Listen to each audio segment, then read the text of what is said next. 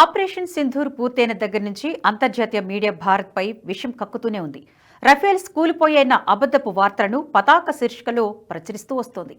అయితే భారత వ్యతిరేక వార్తల్ని విదేశాంగ శాఖ ఎప్పటికప్పుడు కొట్టిపారిస్తూనే ఉంది. తాజాగా ఎన్ఎస్ఏ అజిత్ దోవల్ అంతర్జాతీయ మీడియాపై మండిపడ్డారు. ఆపరేషన్ సింధూర్పై తప్పుడు నివేదికలు ఇచ్చిన ఇంటర్నేషనల్ మీడియాపై మండిపడ్డారు. భారత్కు నష్టం కలిగినట్లు చూపించే ఒక్క ఫోటో అయినా తనకు చూపించాలని అన్నారు. చెన్నైలో జరిగిన ఐఐటి మద్రాస్ 62వ స్నాతకోత్సవానికి హాజరైన అజిత్ దోవల్ ఆపరేషన్ సింధూర్ గురించి సంచలన వ్యాఖ్యలు చేశారు. ఆపరేషన్ సింధూర్ సమయంలో పలు విదేశీ మీడియా సంస్థలు పాకిస్తాన్, భారత్లోని పలు ప్రాంతాలను ధ్వంసం చేశాయని కథనాలు రాశాయన్నారు. నిజానికి ఆపరేషన్ సింధూర్ అద్భుత విజయమన్నారు. కేవలం 23 నిమిషాల్లో పాకిస్తాన్లోని 9 ఉగ్రవాద స్థావరాలను నేలమట్టం చేశామని పేర్కొన్నారు. ఆపరేషన్ సింధూర్ పట్ల గర్విస్తున్నామని, మరి దాడి చేయాలని నిర్ణయించుకున్న 9 లక్షలు తప్ప మరెక్కడ దాడి చేయలేదని తెలిపారు.